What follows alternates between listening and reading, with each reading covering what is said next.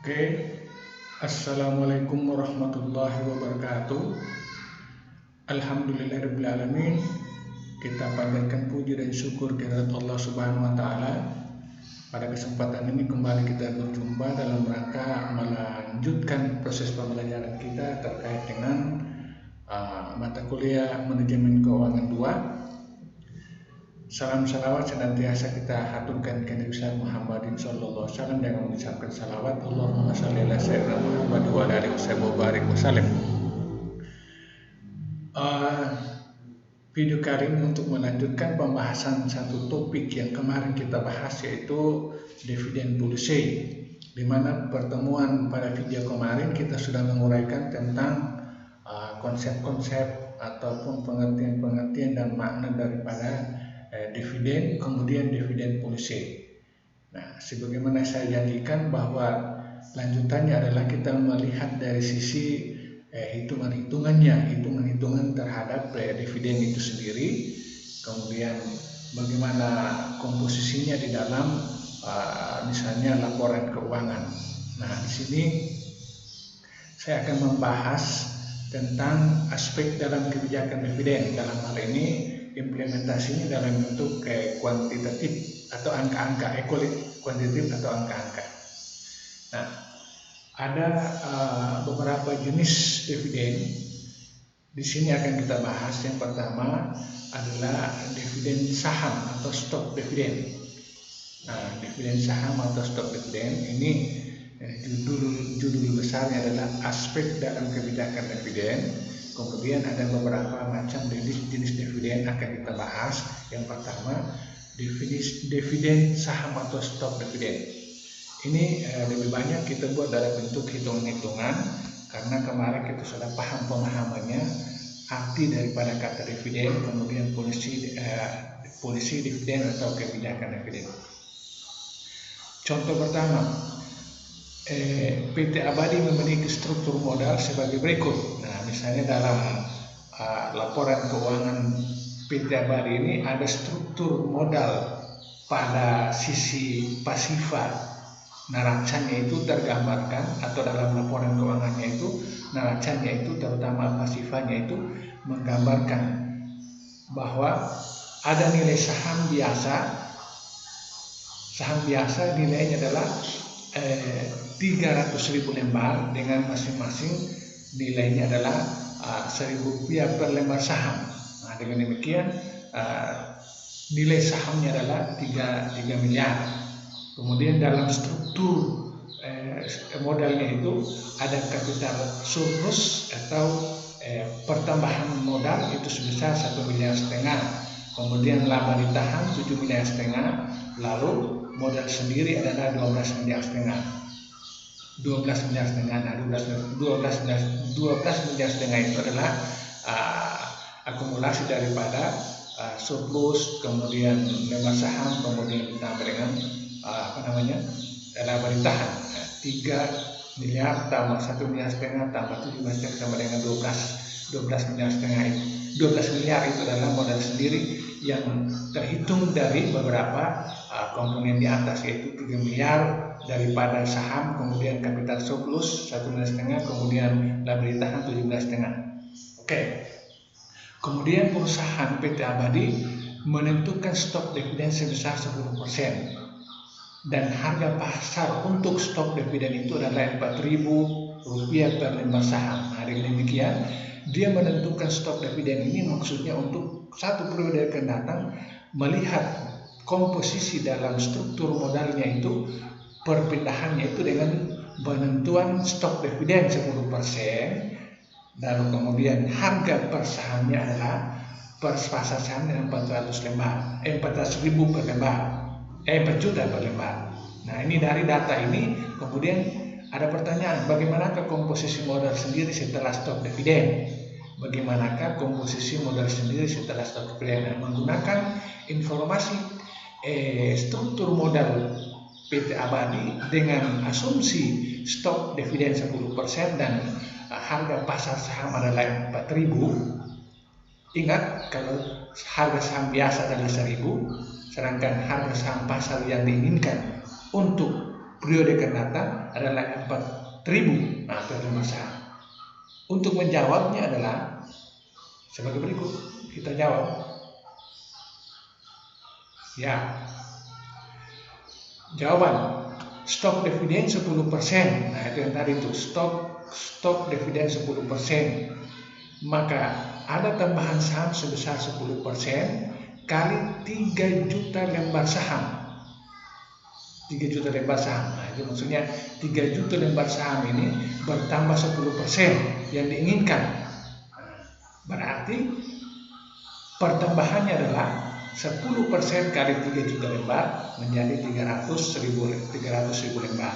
Nah, kemudian dari data ini kemudian kita analisis lebih lanjut. Stok dividen yang diinginkan tadi yaitu 10% kali 3 juta jadi 300.000 kali 4.000 rupiah yang diinginkan oleh PT Abadi untuk setiap pertambahan 10%-nya itu adalah 4.000. Dengan demikian maka 300.000 lembar saham kali 4.000 rupiah menjadi 1.200 juta. Nah, 1.200 juta ini sebenarnya adalah nilai transfer atau nilai yang berasal dari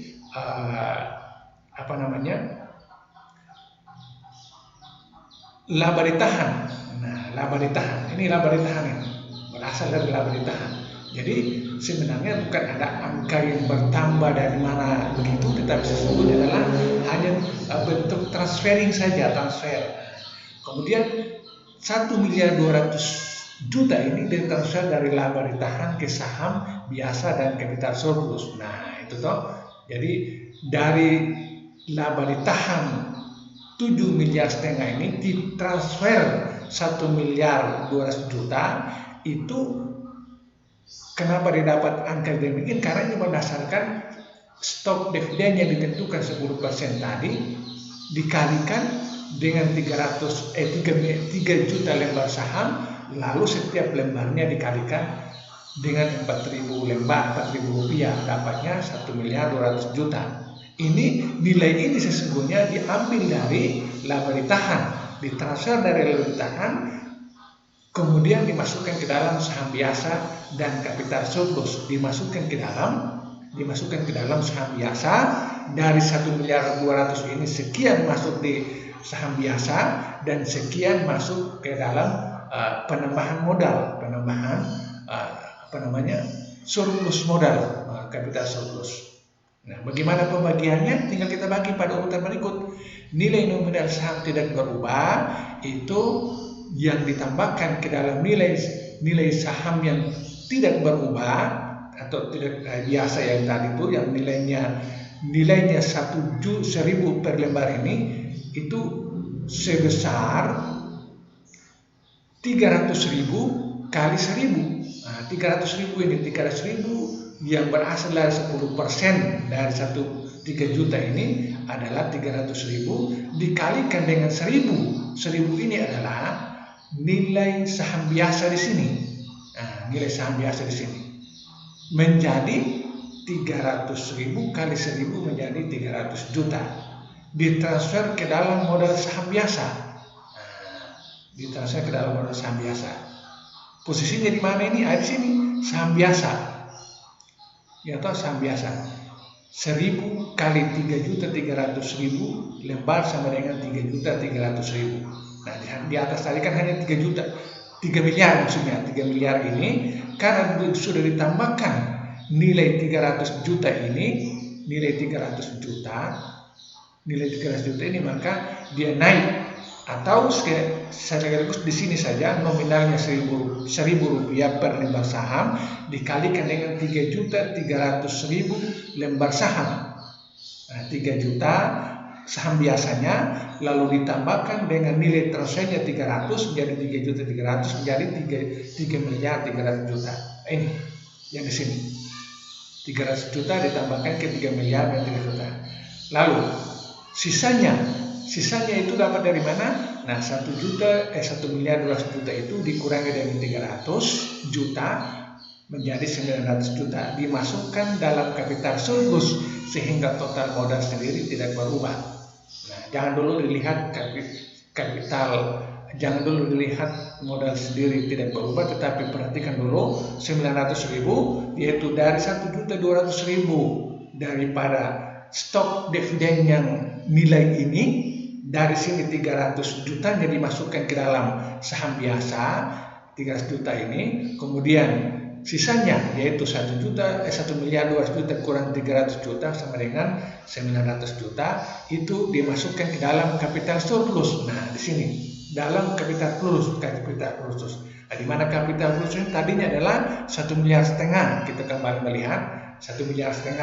Nah, 1,5 miliar ditambahkan dengan 900 juta menjadi 2,400 miliar.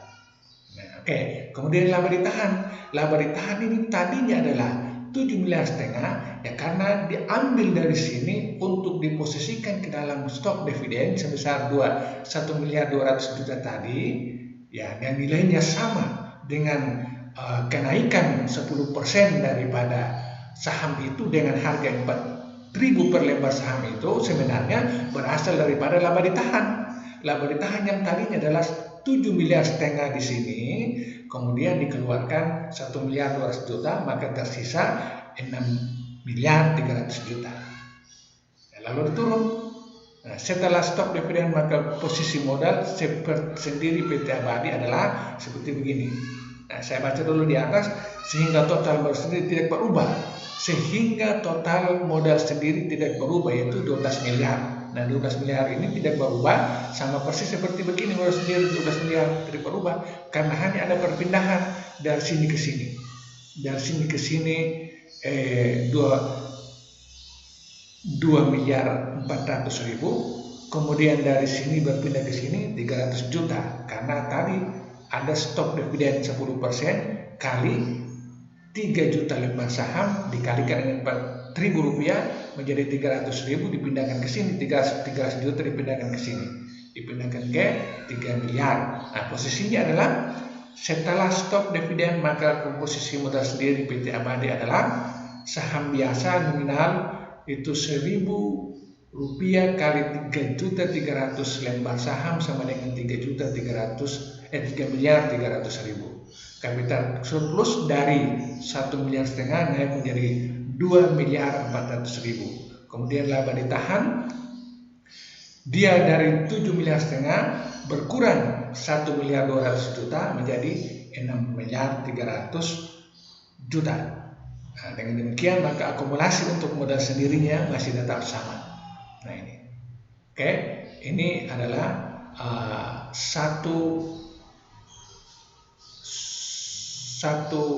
jenis dividen, yakni dividen saham, stok dividen yang kira-kira hitungannya seperti begitu, yaitu menggunakan data laporan keuangan berupa struktur modal perusahaan PT Abadi dengan menambahkan stok dividen 10%, lalu harga per saham yang ditambahkan itu adalah sebesar 4.000 rupiah per saham, maka uraiannya sama seperti ada pada jawaban ini, yaitu stok dividen 10%,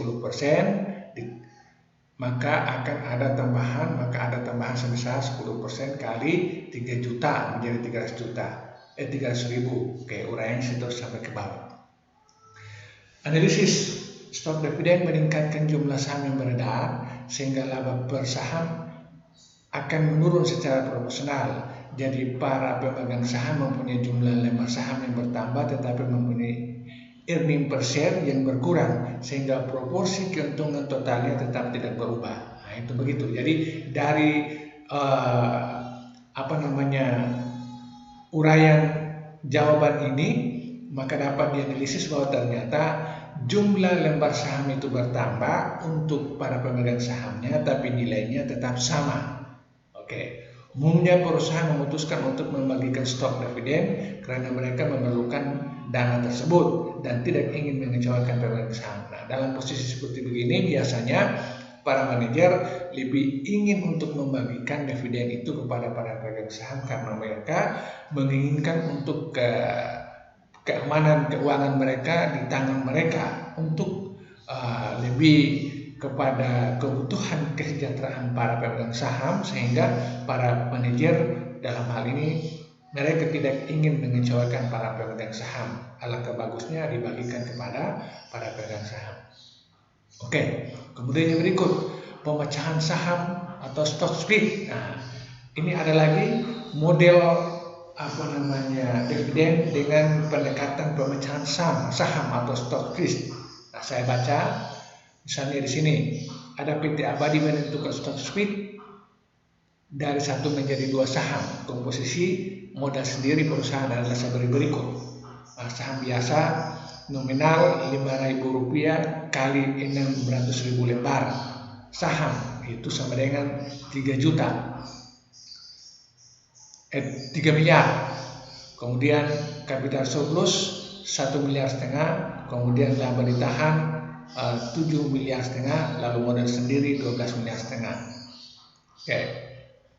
Setelah stock split, membagi stock split itu artinya membagi dua saham itu, kemudian komposisi modal sendiri menjadi saham biasa, yaitu nominalnya dari 5.000 menjadi 2.500, kemudian jumlah lembar sahamnya akan naik menjadi 2 kali lipat, yaitu dari 600.000 menjadi 1.200.000 lembar.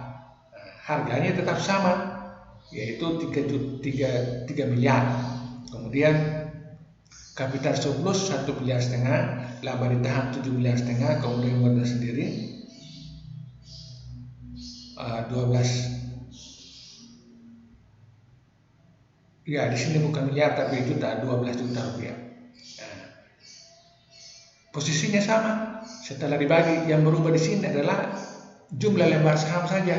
Nah, memang kalau nilai per lembar sahamnya dibagi 2 dari 5.000 menjadi 2.500, otomatis itu akan memberikan peluang untuk menjual lembar saham itu naik 2 kali lipat.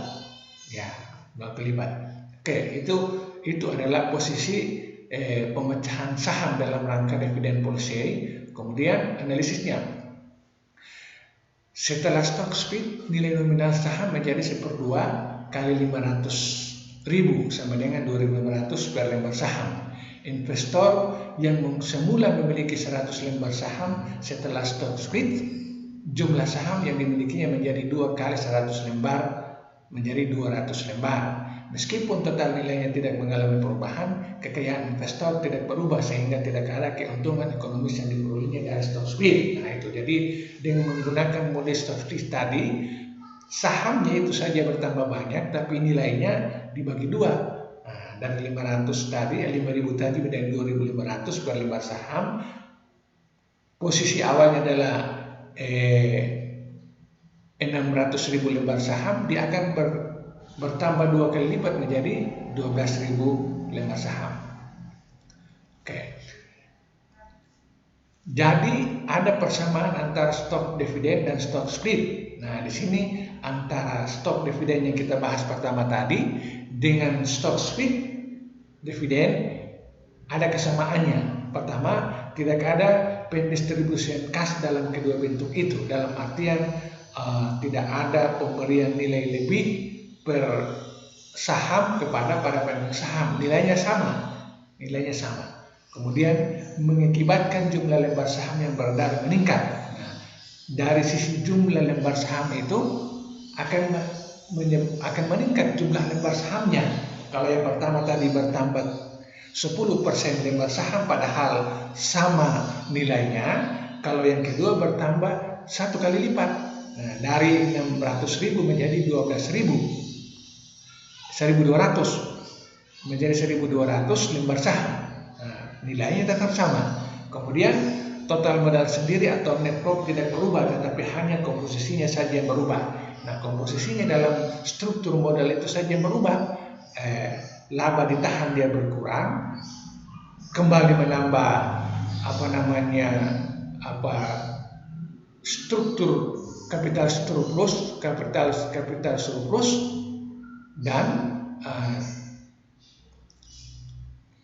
kembali menambah lembar saham biasa.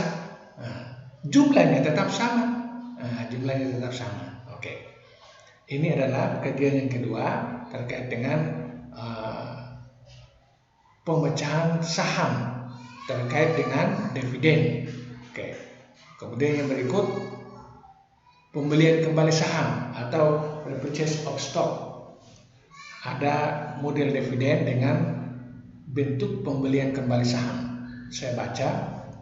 Contoh, PT Abadi adalah perusahaan yang bergerak di bidang industri manufaktur yang memproduksi produk-produk perlengkapan busana wanita dan pria. Pada tahun 2005 memperoleh laba bersih, laba sebesar 550 juta dan 50% dari jumlah tersebut akan dibagikan kepada para pemegang saham dalam bentuk pembelian kembali saham. Jumlah saham yang beredar saat ini adalah sebanyak 1.100.000 lembar dengan harga pasar sebesar 2.500 per lembar saham. Manajer keuangan saat ini menawarkan kepada mereka yang mau menjual kembali saham biasa yang dimilikinya seharga 2.750. Jadi seolah-olah menawarkan cash dividend 250 per lembar saham berdasarkan data tersebut di atas.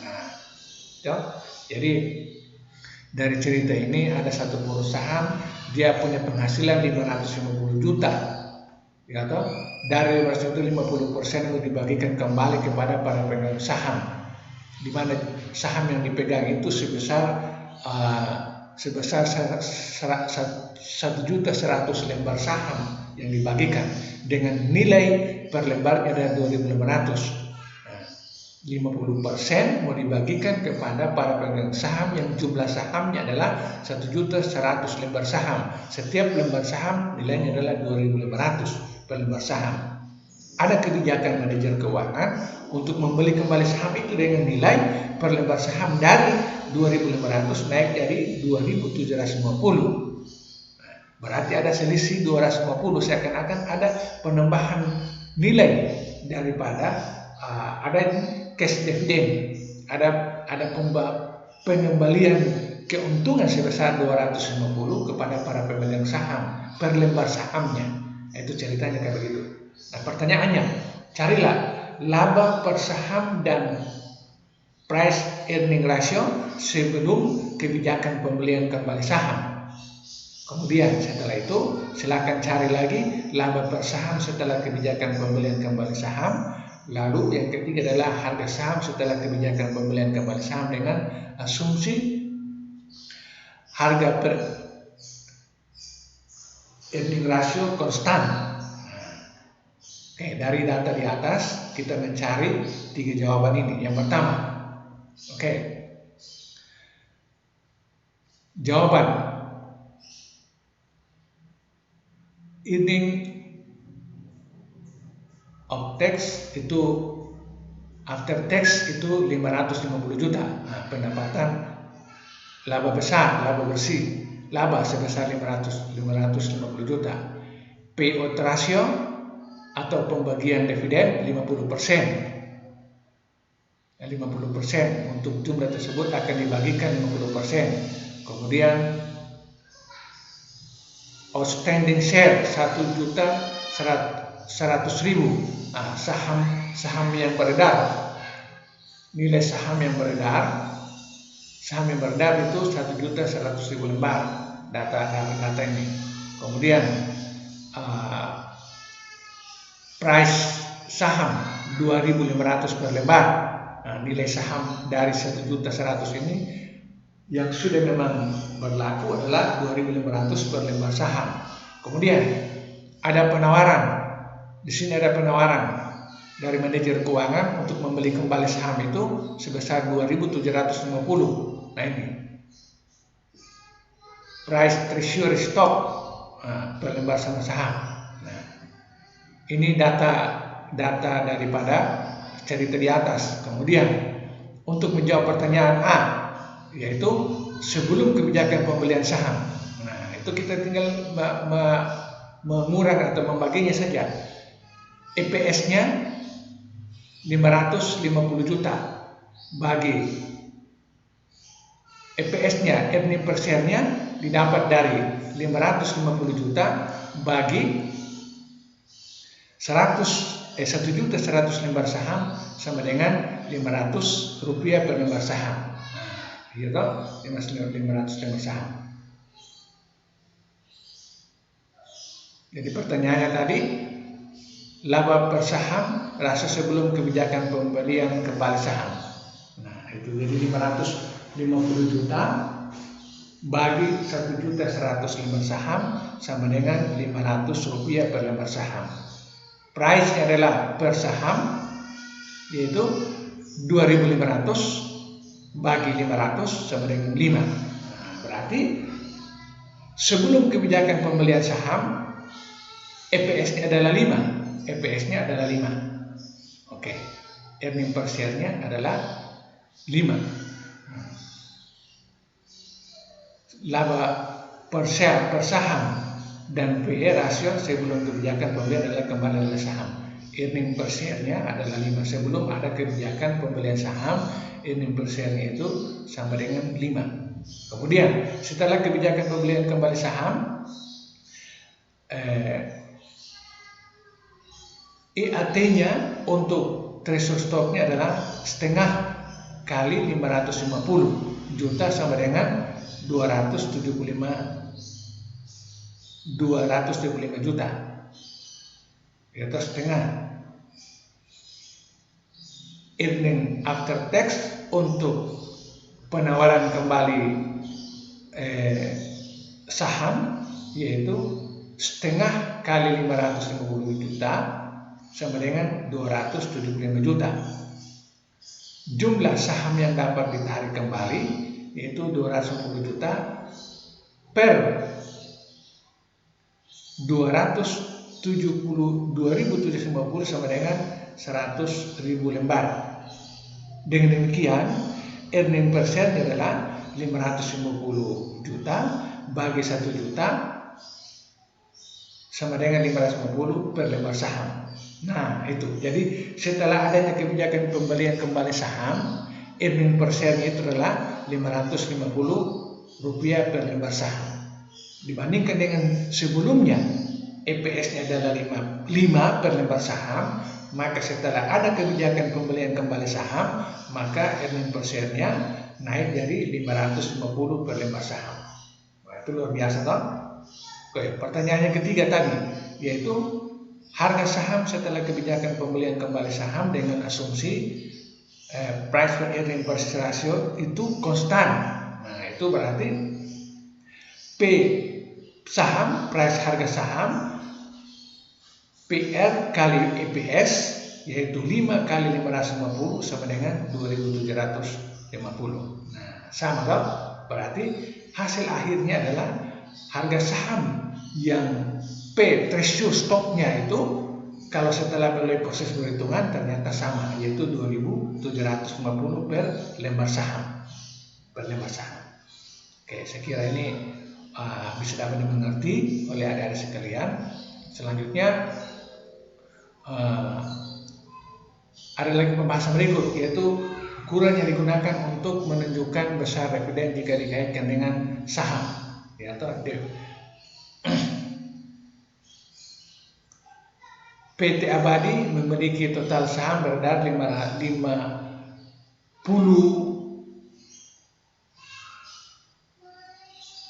miliar 659.111.000 lembar.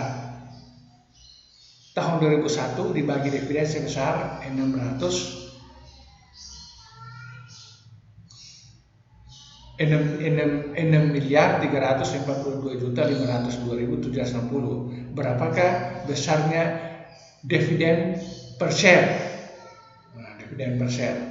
Nah, itu ukuran yang digunakan untuk menunjukkan besar dividen jika dikaitkan dengan saham. Itu bisa kita gunakan contoh cerita di bawah ini. PT Abadi memiliki total saham beredar pada sebesar 57.659.119 lembar. Kemudian pada tahun 2001 dibagi dividen sebesar 6.342.502.760 rupiah. Pertanyaannya, berapakah besarnya DPS, dividen per share? Nah, dividen per share rumusnya adalah DPS sama dengan total dividen bagi total saham beredar. Saya ulangi, untuk mendapatkan DPS atau dividen per share, yaitu didapat dari total dividen dikurangi total saham beredar.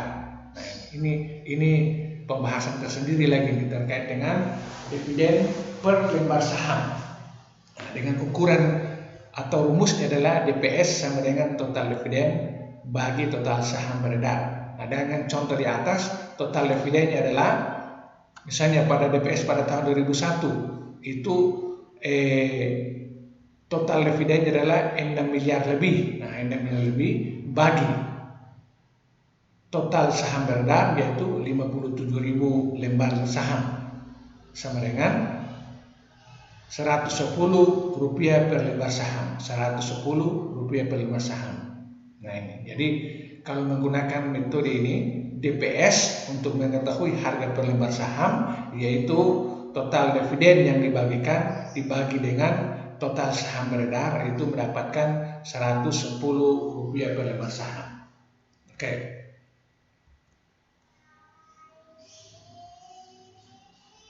Kemudian yang berikut, dividen yield, alat ukur yang digunakan untuk menilai kinerja saham. PT Abadi tahun 2011 membayar dividen intern sebanyak 1 kali sebesar 110 per saham dan tidak membayar dividen final. Harga saham BVNI pada penutupan tahun 2011 adalah 2.800 per saham. Berapakah besarnya dividen yield? Nah, dividen yield didapat ini dividen yield didapat dari harga saham harga dividen per saham per lembar saham dibagi dengan harga pasar saham. Nah, contoh di atas, misalnya di sini saya baca ulang contohnya ini. PT Abadi tahun 2011 membayar dividen interim sebesar 1 kali sebesar 110 per saham. Nah, 110 per saham di bawah dan tidak membayar dividen final. Harga saham BVNI pada penutupan tahun 2011 adalah 2.800 per saham. Ini berapakah besarannya dividen yield? Nah, dividen yield adalah, ini rumusnya adalah dividen yield sama dengan DPS per harga saham. Dividen yield DPS-nya nilainya adalah 110 di atas, kemudian harga sahamnya adalah 2.800, 110 bagi 2.800 sama dengan 0,0392.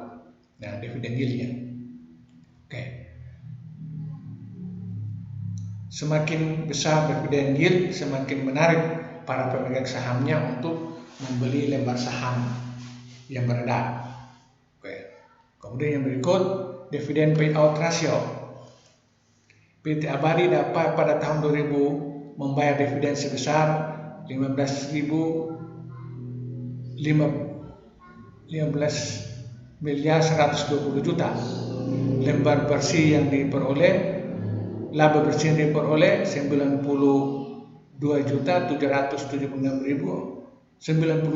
miliar 776.442 juta. Sampai akhir tahun tersebut jumlah saham beredar adalah 378 juta saham. Harga penutupan saham MLD 1.450. Berapakah besarannya DPR, dividen payout ratio? Nah, ini dividen payout ratio, cara untuk mendapatkan dividen payout ratio. Kalau yang ini dividen, yang tadi ini dividen per sahamnya, per lembar sahamnya. Kemudian yang ini dividen per payout ratio. Itu ada cerita ini, PT Abadi pada tahun 2000 membayarkan dividen sebesar 15 miliar 120 juta. Laba bersih yang diperoleh adalah 92 miliar 776.442 juta. Sampai akhir tahun tersebut jumlah saham beredar 378 juta saham. Harga penutupan saham adalah 1.450.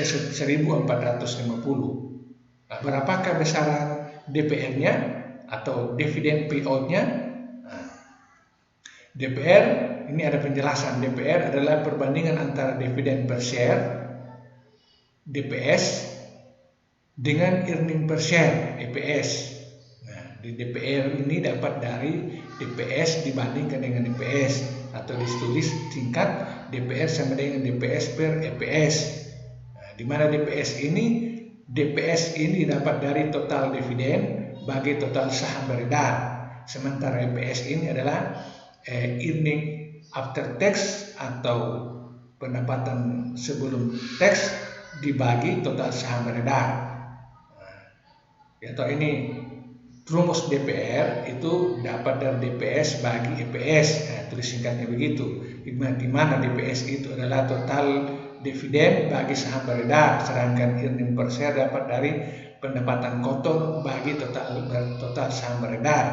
Nah, kemudian ada asumsi rata-rata DPR di BI itu 0, sampai 25%. Nah, dengan demikian kalau dari data ini dengan memahami bangunan rumus ini, maka DPS itu 15 miliar 120 juta bagi 378 juta sama dengan 40%, 40 rupiah.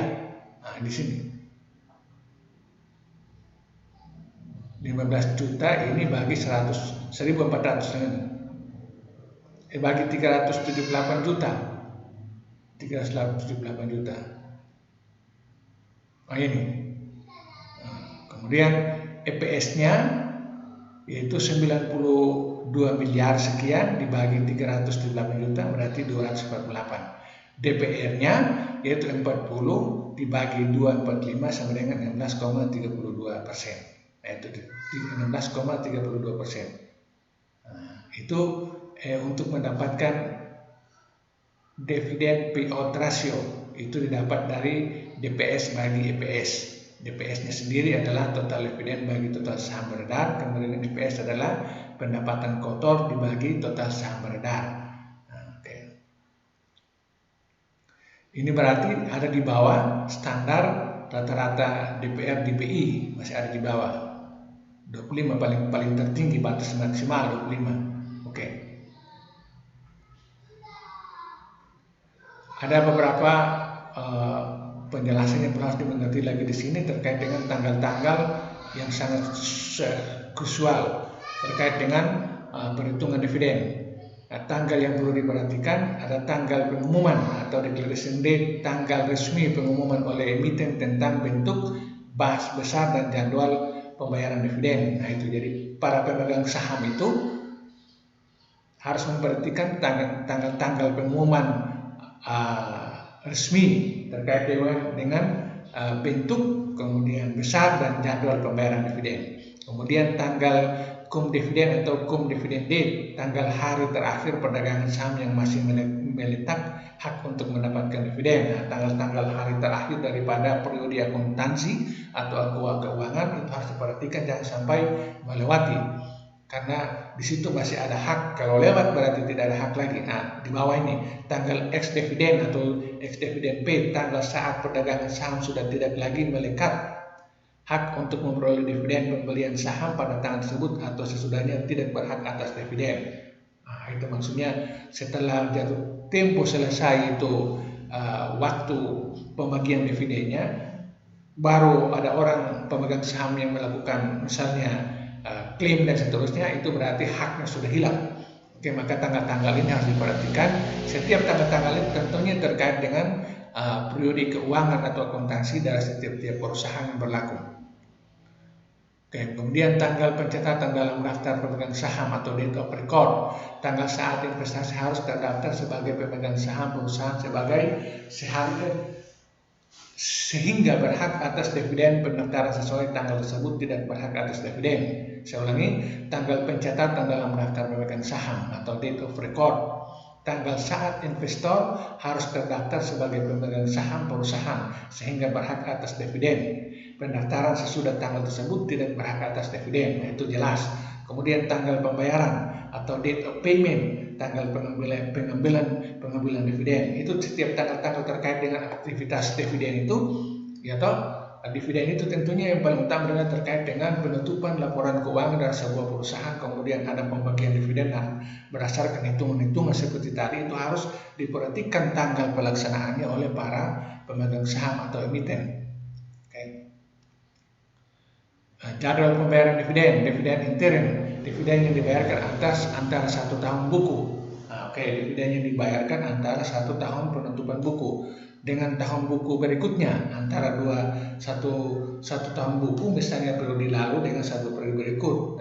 Dua periode itu dapat dibayarkan beberapa kali dalam setahun. Tujuan adalah memacu kinerja saham di bursa.